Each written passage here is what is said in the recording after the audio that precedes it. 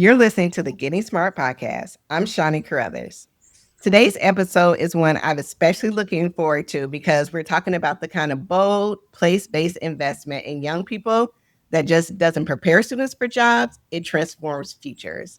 I'm joined by a powerhouse group connected to Ulster BOCES and their visionary New Career Pathways Academy at iPark 87, opening in September of this year.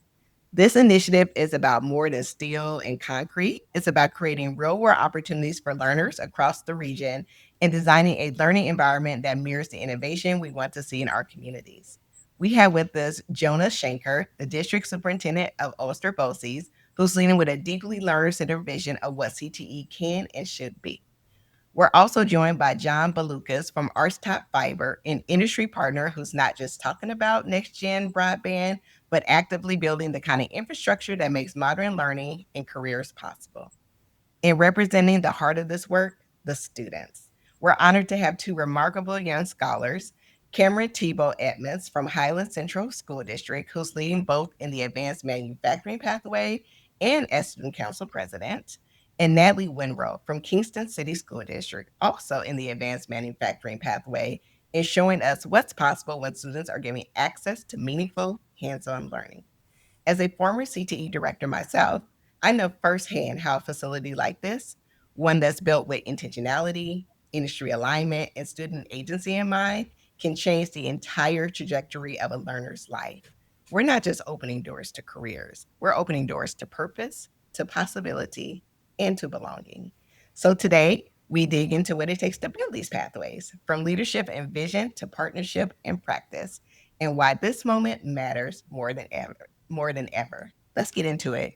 Guys, it is a full house. It's so great to have you all on the show. Welcome, everyone. It's good to be here. Thank you. Yeah, thank you. Yes, of course. So great to see you all. And Natalie and Cameron, thank you for joining us. We always love to have student voice on the podcast. So thank you. Thank you for having us. Jonah, can you help us locate Ulster BOCES, not just geographically, but philosophically? What is at the heart of this place and the community you serve? Awesome. Thank you so much. We've got two students. It's summer break and they're on in the middle of the day of the podcast. So that really, right? Let's just ground it what it is. They're here for a reason. And Ulster BOCES, we're an educational service agency. There's 37 BOCES in New York State. I'm the district superintendent, so I get the awesome responsibility and privilege to lead both the BOCES and as a direct report to the commissioner. And we are in the Hudson Valley in New York, about halfway between New York City and Albany. Beautiful, beautiful area. And this new facility that we're talking about is in Kingston, New York, the former IBM site that has had a legacy of failure. And we are breathing life back into this facility. Super, super excited. Still a lot to do. But you asked really what's at the heart of Ulster BOCES, and two of those are on this podcast. It's about students, no matter what the work is, whether it's professional learning, leadership work, technical support, bringing broadband and Wi-Fi, right? Like it's all based on being able to create amazing experiences. People talking about like let's prepare students for this next generation of workforce in future, and I'm thinking about it differently. I'm thinking about what are actually the skills that we need to prepare them with to actually be the designers of a new future, because I'm not so happy with the way things are out there right now. And so again, these are just two representatives that emulate the work across our programs. The core mission of BOCES is about shared service, efficiency, connections. And we are super excited that our friends, our partners at Archtop Fiber are there waiting for us to arrive. A whole bunch of staff, 1,500 students, so we can start thinking about the skills, dispositions, and experiences that are going to do just that. I wish that the listeners could see John's face when you said that they're just waiting for you all to arrive. It was a mix of joy and nervousness about having all of the kids in that space. But John, we'll get to you in a moment. But I know you're genuinely excited, and it's so great to have an industry partner But Cameren and Natalie, I'll come to you for a second. One of the things that Jonah mentioned was about like these amazing experiences that students need to have, and we'll dig into that in just a moment. But one of the things that he also said that really struck out to me was that students need the skills to be designers of a new future. And he mentioned some of them as it related to Ulster BOCES about like efficiency and connection. And then there are others, right? Like collaboration and problem solving.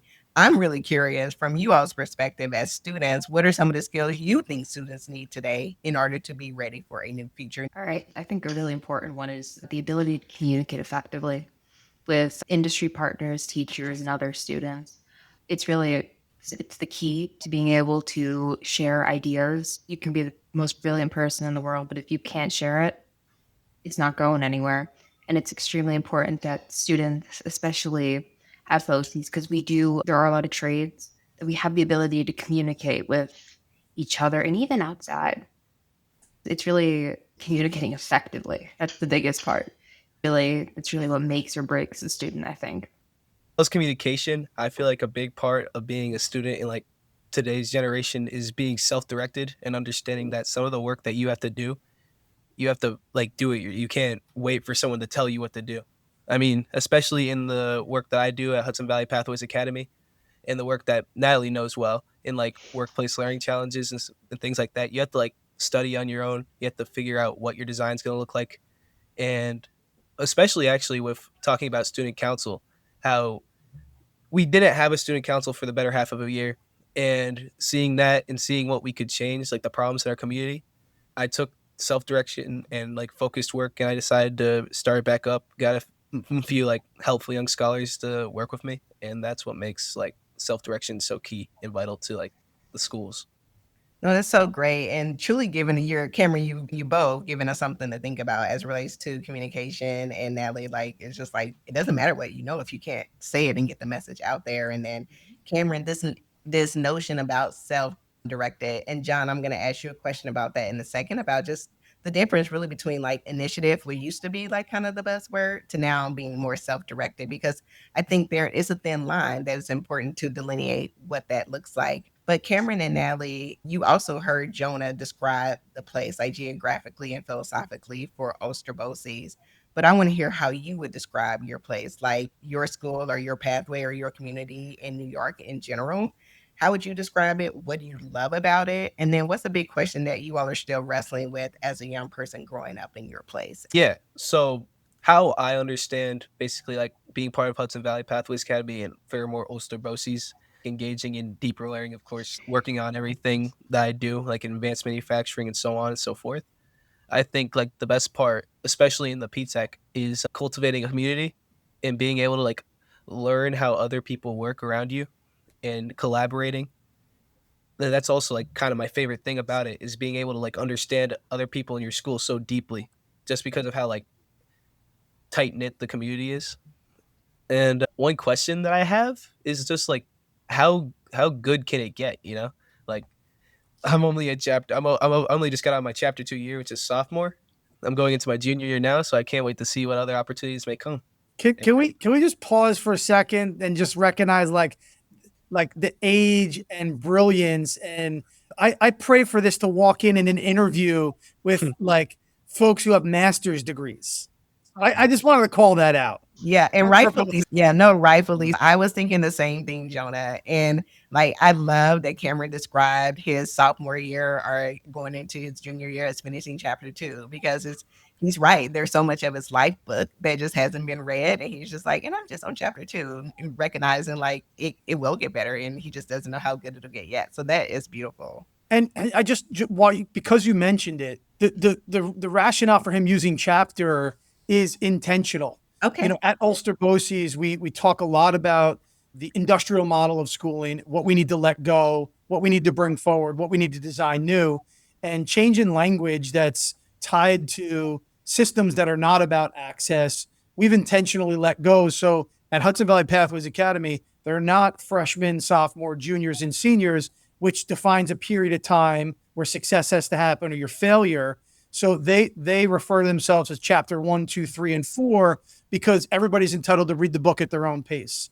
And we've redefined what success means, so that there's a story behind that. Ooh, this is way deeper than I thought it would be, and I'm here for Yeah. all of it. Natalie, what do you have to say? I mean, in terms of like what P-Tech and Ulster BOCES have really offered and like kind of what they are at the core, it's really just opportunity to meet people, interact with people, and learn about yourself. I mean, Cameron really kind of hit the nail on the head a little there. For me, because I'm going into my chapter 4 or senior year, I given me opportunities because currently I'm doing this at my job. I took my break, so I'm like, all right, Nice. I gotta. But my big question would be, how far can I take my education? How far can I take my experiences in my life? Because things I learned in my chapter 1 year, how far can I advance them? How far can I use them? And just, that's kind of really my big question. How far can I get with this? That's great. And John, back to what we were kind of saying a little bit earlier, like these students have, and to Jonah's point, like they have surpassed what we would expect of a student in their chapter 2 or chapter 4 era, and I think have moved from just like that baseline of like showing initiative, and truly you can tell that they're more into self-direction. So how would you define that, and like what kind of power does that hold for an industry partner when you have students who are coming to you who are steeped in self-direction?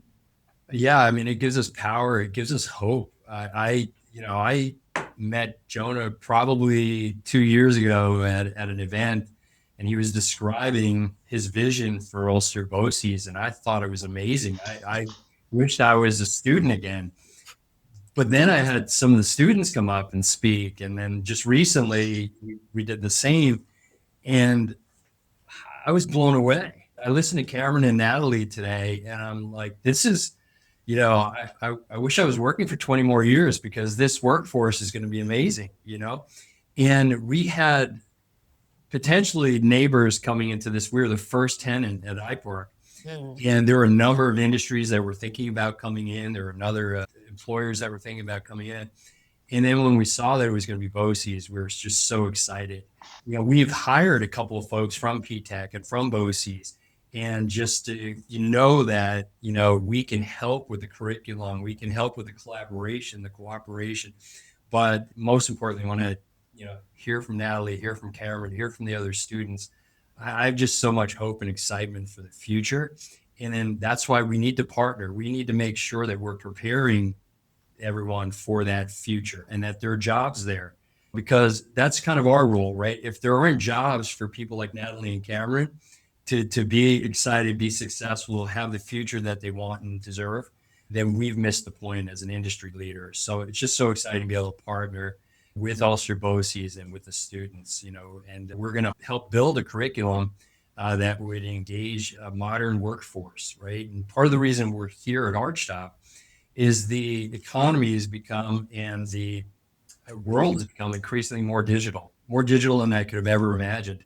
And, part of the requirement there is a high-speed internet provider, and that was missing in the Hudson Valley.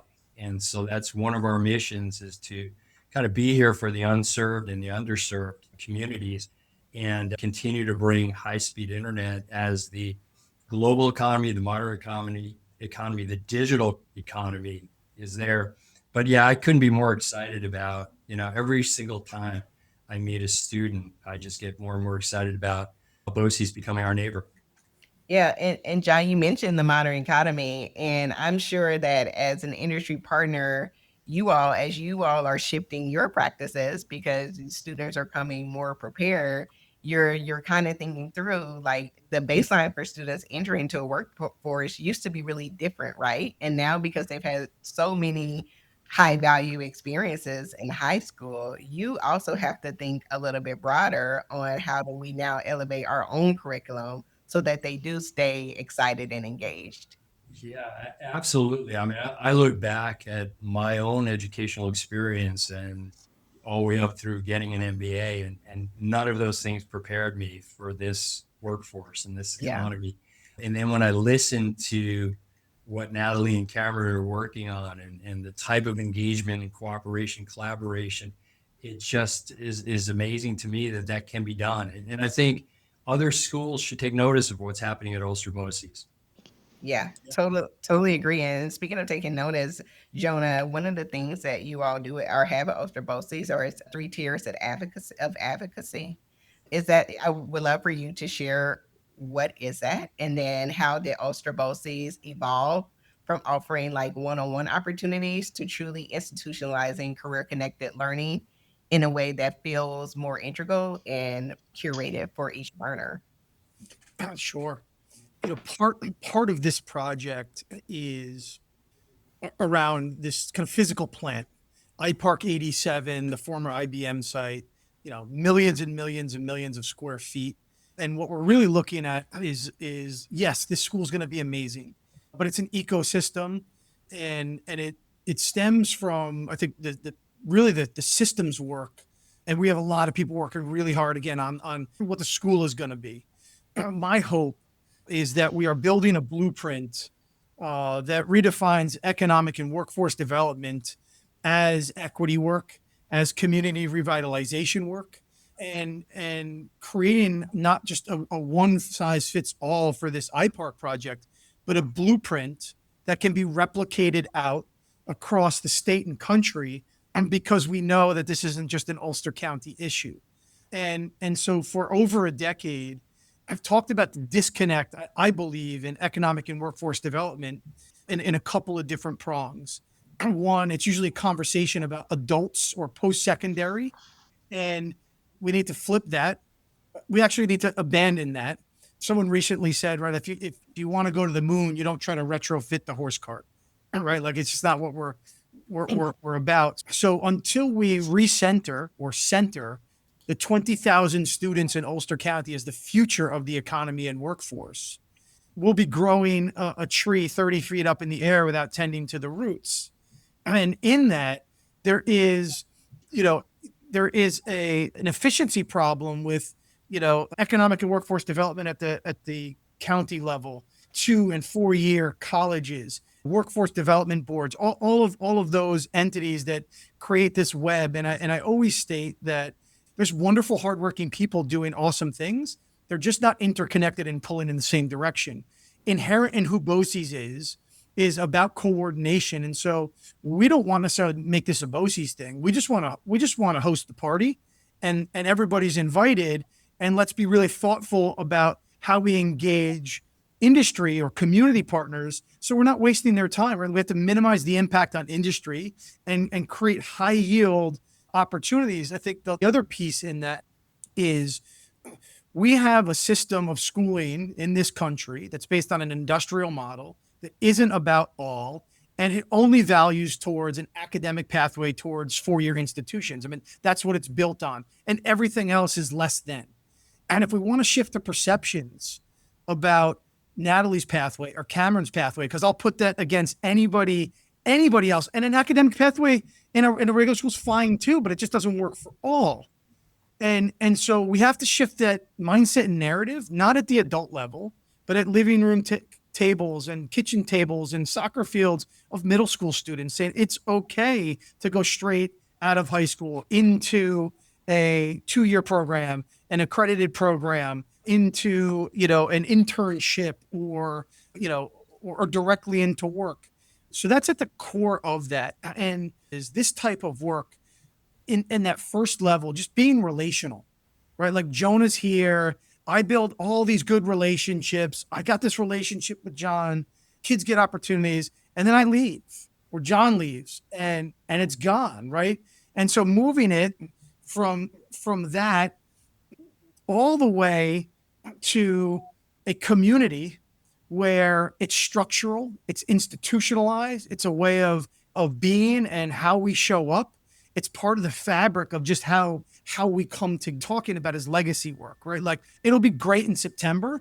This has the potential to shift the outcomes for generations to come if we do this work right. So moving it from human dependent to just a way of knowing, being texture kind of underneath that.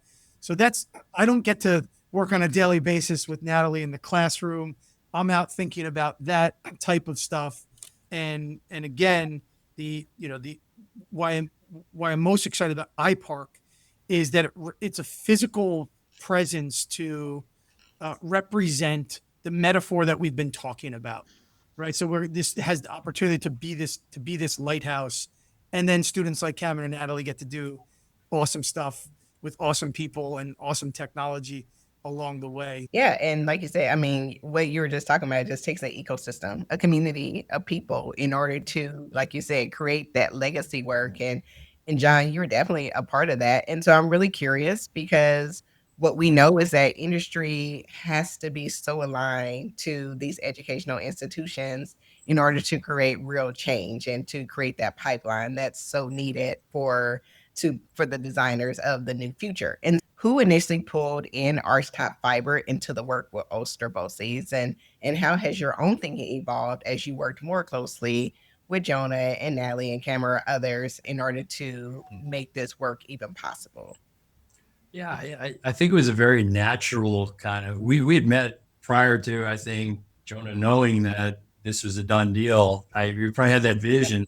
And then we had some of the prior CEO for the landlord, Natural Resources, had a vision for what this facility could be.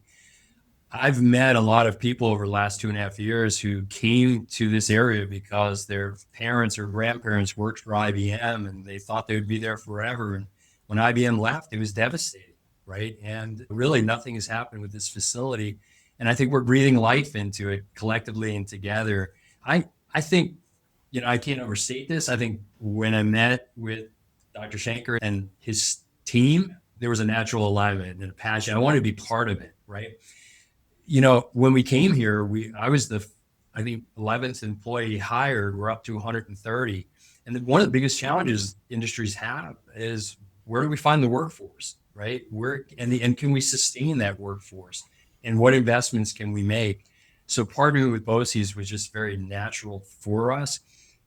I think if you think about the education system, which I always think about, you invest so much in just each student, right? From the point when they're pre-K all the way up through high school or and then I heard from so many people that said once they graduated college or graduated SUNY Ulster or high school, where do I go for my job? And I want to stay in the Hudson Valley. There's probably no better place to live than the Hudson Valley, but the jobs have to be there for us to keep the students that we've invested in so much for so long.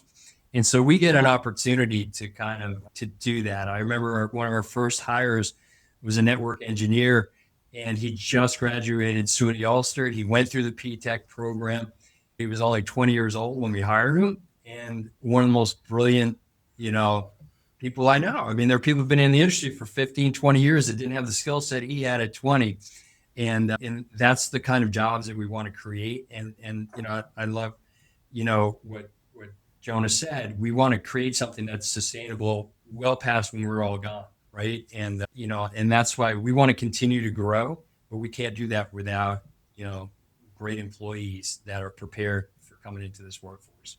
Yeah, I want to just campus-wise and the ecosystem that you mentioned, where are we getting the jobs and where are people going to live? And again, this is larger than the school. The plans for this ecosystem over the next years, 750 units of housing for employees on the campus, right? The county government, or Ulster County Economic Workforce Development, some of those offices on site, right? So really not just talking about what partnership is, but getting in space together, which is where we know how that happens. And, John, you said one other thing about your experience kind of going up through masters, right? As I've had conversations with Natalie and Cameren, and you listen to the certifications they have, the experiences they have, how many times they've been out in industry doing challenges.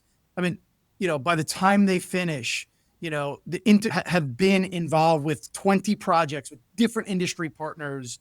I mean, you're not getting that in your 4-year college. You're not getting that in your master's. And that's why they roll up to events with the ability to just network. Natalie said recently at the breakfast, so here's why you guys are going to want to hire me, and I'll choose who the best match is.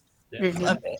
And I wanted to hire her on the spot, but I didn't get to her fast enough. I love that students now have that kind of control, right? It's just we're doing now Tinder for job, and it's so crazy.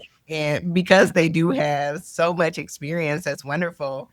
And Natalie and Cameren, we know specifically that you all are in the advanced manufacturing pathway. And so just want to talk for a second about that and about what has that pathway taught you about what you're actually capable of, because it sounds like your confidence has been, truly built up, which is great because you have all of these experiences and all of these connections now. And so I want to know what has been in this pathway taught you about what you're capable of, and has it changed how you see your future or what's possible for your hometown? So now I'll start with you and then Cameron. I mean, in advanced manufacturing, I did not grow up in a kind of technical household. I grew up very, very like a house dog. My dad had the garage is with the car, not the household shop. So I did not grow up with the skill sets. When I walked into my freshman year, I did robotics. I showed up and I just got to work. I didn't know so many things that I now know is second nature. And and that kind of, that my advanced manufacturing kind of pathway really gave me confidence in what I can do. Because I mean, I didn't know I could run machines, particularly CNC machines. I'm certified in our lathes and our mill, as well as I'm OSHA certified, but everyone at BOCES is. But you just have we have these skills that really boost your confidence and just open up all these opportunities and give you the faith in yourself to be able to take them. Yeah, because of course in advanced manufacturing we're working with mills and lathes, turning, milling. So we get the certifications in those in our 2 years. We also get OSHA along with it because in order to be in the workshop you have to have OSHA.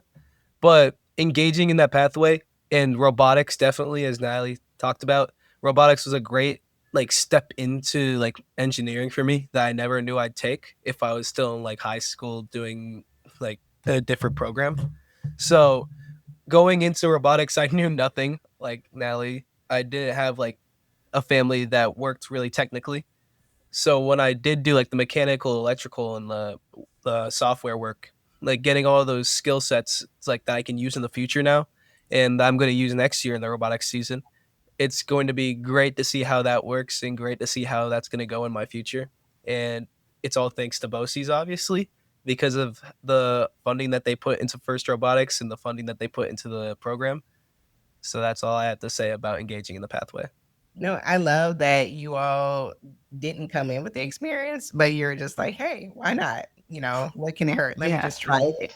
And you're able to find your way and your confidence as a result. And Natalie, before we started that question, they were talking about how you kind of just have your pick of, who you want your employer to be and not Yeah. vice versa. Like, how does that feel? A 5-year-old me, she wanted, I don't know, I think she wanted to go to the Olympics. Okay. She wanted to go to the Olympics for swimming, but changed my mind. I wanna go elsewhere. But I mean, it really just gave me. BOCES just said, "Here's options you've never even thought of." It gave me talking to my mom. She's like, "You'd be a really good salesperson." I'm like, "Why?" And she's like, "Trust me." And here I am. Part of what I do so often at BOCES is networking. And I go to these like industry luncheons all the time. And my mom's like, I told you. I told you. And it's really uplifting. I think Yeah. there's one if I could prompt Cameron or Natalie, something that we do uniquely at Ulster BOCES, which is really about our partnership engagement, our work with industry partners. It's part of our how we think about project cycles, specifically our workplace learning challenges. If either of you could share, I know Natalie, we talked about lean manufacturing. Cameron, I know some of the challenges that you've shared. But I think that might be a cool way for you to share, what it would look like for Archtop Fiber or any other industry outside of like the curriculum work and that, but really those 5-year interviews that we're talking about over your course of your time. Yeah. If you could share a couple of those, I think that would be awesome to spotlight. So every chapter one, like we all did this. Natalie did this. I did this. Like the first Yep. learning challenge that we all did is the Viking Workplace Learning Challenge. And what we do is Viking gets a client, and the client asks for a specific kind of box, and then they come to us and they ask us how we'd like to design that box.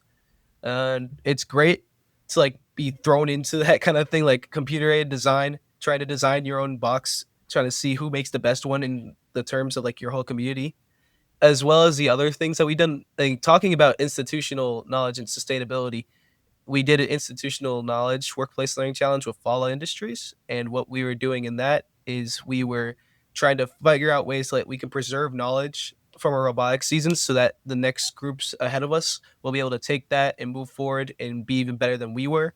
And I think that's what really shows like how everyone was bringing up their own ideas, how all of them were so unique but yet so good in their way that they like intelligent and preservational. Natalie probably has a more workplace learning challenge experience than me, so she should. Yeah. The one that's coming to my mind right now is the one we did for IBM actually. My first Mm. year we did an IBM challenge for it was a lean. We had to redesign their work floor, like their storage facility, because they had a bunch of space that was really just not optimized. And they asked us to kind of come in and try and decide, help them redesign their layout. So that was a really cool one because we went to IBM in Poughkeepsie, which is now the local IBM. My challenge, kind of piggybacking off of what Cameren was talking about earlier, from another one from my first year. These are the ones I think about the most. It was my first one. It was also for Viking. Viking, they do corrugated boxes, and they're in New Paltz. They do mainly custom for companies. We had a box. We had to design a box to fit candles, 4 candles, and they had to transport them. And it was really cool because this was like within the first couple of weeks of school. So I didn't know these kids, and we had to design a box. We had to make difficult decisions. Then also because we weren't as experienced, and one thing I did notice is there was people take ideas personally, Mhm. and I think that's a really good skill that to not do it because we've all kind of outgrown that. Just because your idea doesn't work doesn't mean you're a bad person. And there was a lot of that, especially during the first couple challenges. And I really think back to that because you don't like my idea. Would you not like me? No, it's the idea itself does not work for this situation. And it's one of those examples of soft skills, soft skills that you don't learn and are very difficult to teach. They're really just kind of experience. You can't teach someone these soft skills. They have to figure it out for themselves. Yeah. Jonah, listening to Natalie and Cameron's experiences is they're doing quote unquote very adult things, right? They're having to make difficult decisions with limited information with people that they barely know. That's literally what, we quote unquote do every day out in the real world. But you also kind of designed a space that supports that kind of intergenerational thinking, that kind of intergenerational learning, because at BOCES, you all are, I believe you're going to be from like 2:30 to 10, or you'll have a space that's from 2:30 to 10 where students and adults can be under one roof and learning side by side. And so they're kind of getting practice now. So why does that matter? Like, why was that important to you? And what does it take to really build that kind of culture? Yeah. So, I mean, most of the programs that Natalie and Cameron are speaking about are the programs that are during the day, right? They're either coming to us half day as part of their high school experience, or they're in a P-Tech program, which is a full replacement program. They come to us as rising eighth graders and stay through associate's degree. But again, one of those other areas that the BOCES handle is adult education. And so we have adult education. We've got some great programming, but there's a huge opportunity in this site, iPark 87, keeping the lights on between 2 and 10, thinking about the robust use of our programming growing, but also industries being able to leverage our spaces for training and upskilling. Right? We don't want community college to be partnering with us as they do already, but increasing that 4-year college. We want it to be a vibrant space so that, again, it's about BOCES that has kind of built and created this space, but it is about community and it's for community and it's with community. So I'm super excited about that progression, and the integration is no different, right? Like I think it goes back to that original idea of pulling in the same direction, the interconnectedness that we need to see. Yeah, no, I am here for all of that. And John, as a business leader, bless you, John, as a business leader, you listened a lot in this conversation, and then of course you've been really integrated into the work that's going on in your area. But how do you view your specific company's role in education? And then, in your opinion, what shifts when companies move from being just like sponsors or donors to true co-creators of learning experiences? That's a great question.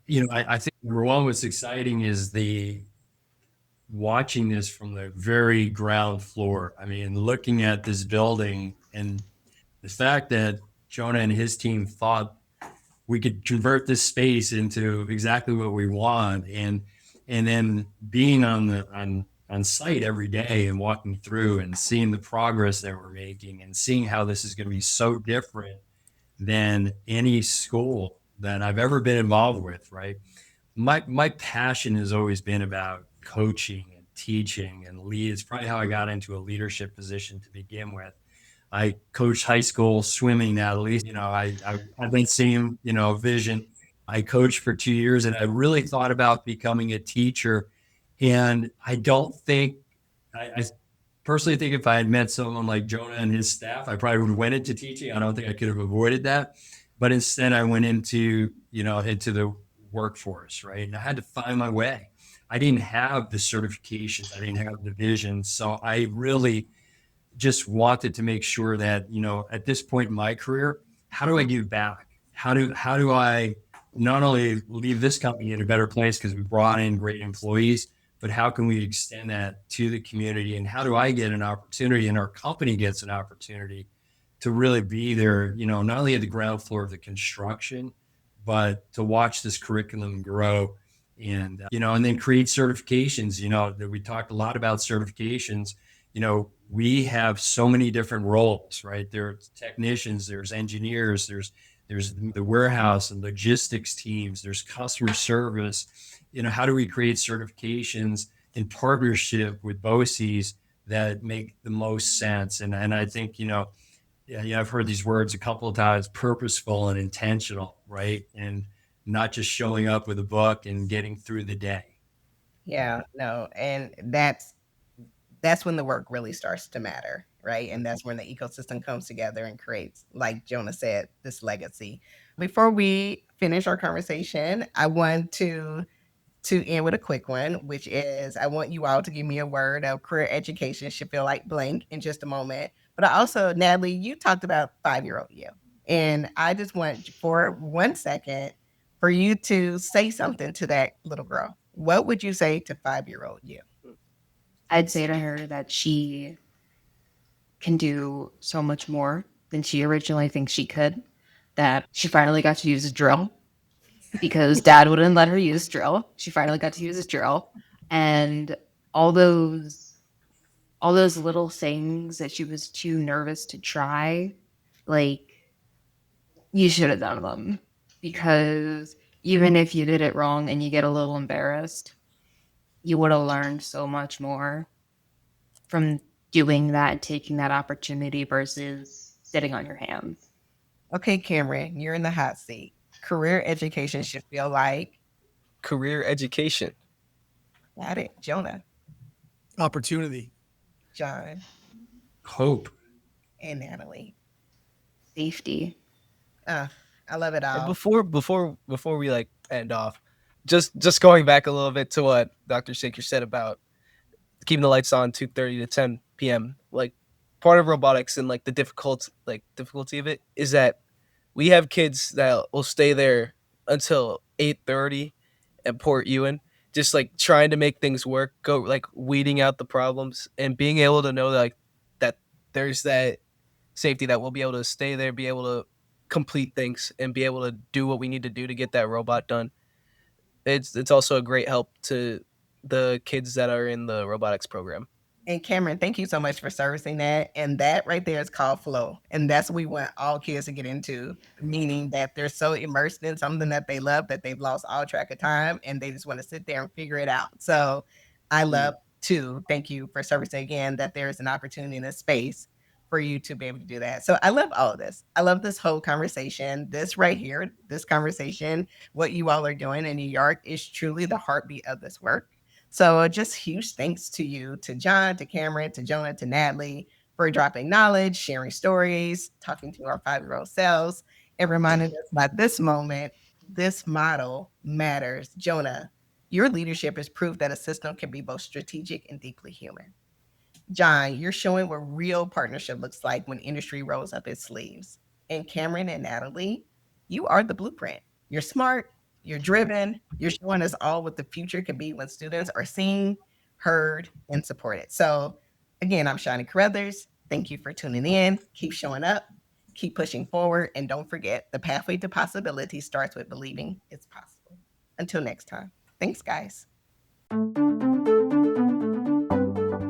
Thanks for tuning in to the Getting Smart podcast today. We want this podcast to be actionable, insightful, and a great way to learn about what's next in learning. In order to stay on the cutting edge, we need people in the field to tell us what they're hearing, what they're wanting, and what they're needing to learn more about. Got a topic or a guest in mind? Send your recommendations to me, Mason at gettingsmart.com. And if you like what you're hearing, don't forget to leave a review in Apple Podcasts or subscribe wherever you listen. Feel free to share the podcast on social media using the hashtag GSPodcasts. Thanks so much.